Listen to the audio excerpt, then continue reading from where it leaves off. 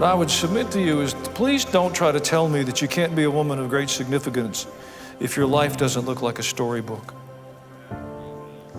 Because the instances I just shared with you, none of them were the dreams that you would hold for your children. Whether your life is with children or without children, with a husband or without a husband, with a perfect home or without a perfect home, if you will choose, God will use your life. If you'll seek Him and not be distracted by His redrawing of your dream. That's really important. Are you willing to let God redraw your dream? I've struggled with that in my own life from time to time. If you have a storybook life, God bless you.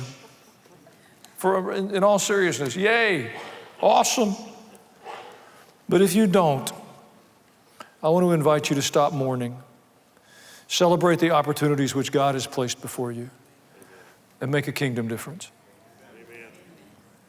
I want to close with a story. I'd forgotten it, honestly, and I was reminded of it a couple weeks ago. And I happened to be able to put my hand on it. I borrowed it from Chuck Swindoll. It's a true story. It's about a young man who was a student and his teacher. The boy's name was Teddy. Miss Thompson is the teacher. And Teddy Stallard qualified as one of the least. He was disinterested in school. Excuse me. Typically a bit musty, his clothes were wrinkled, his hair was never combed.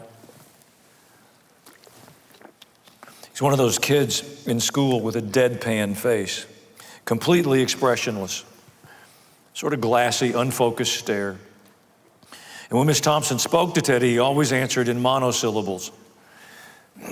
He was unattractive, unmotivated, and undisciplined. He was just hard to love. And even though his teacher said she loved all of the kids in her class, down inside she wasn't really being completely truthful. Whenever she marked Teddy's papers, she got kind of a perverse pleasure by putting X's next to the wrong answers, and then she'd put F's at the top of the page.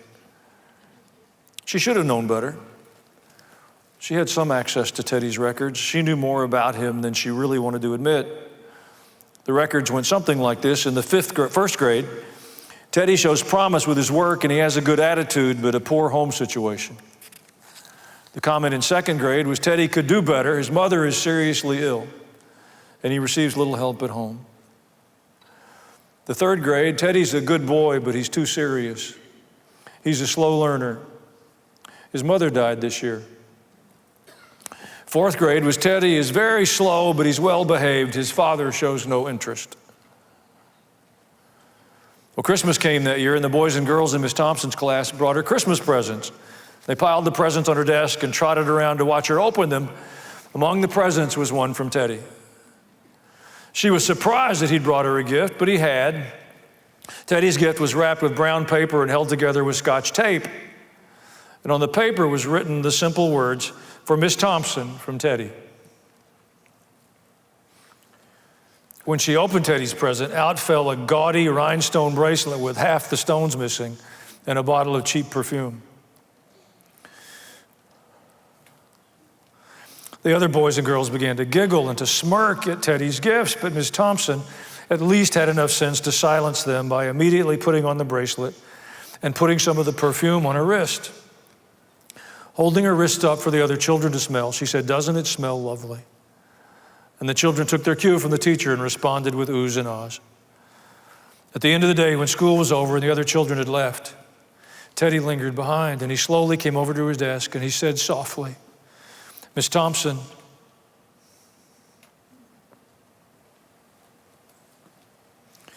you smell just like my mother. And her bracelet looks really pretty on you."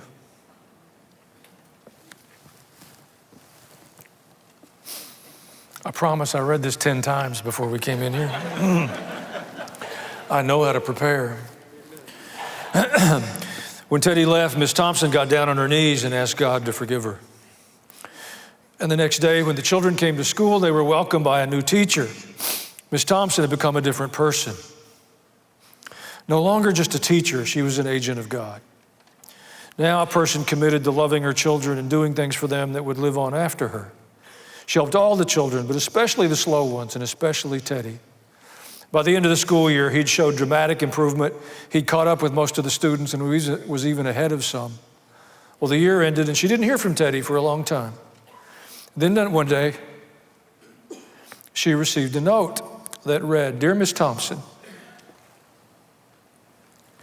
I wanted you to be the first to know I'll be graduating second in my class.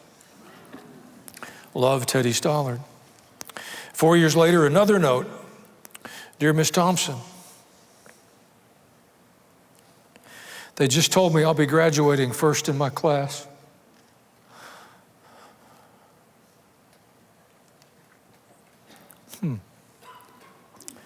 And I wanted you to be the first to know. Love, Teddy." 4 years later, another note, "Dear Miss Thompson, as of today, I am Theodore Stallard, MD. How about that? I wanted you to be the first to know. I'm getting married next month, the 27th to be exact, and I want you to come and sit where my mother would sit if she were alive.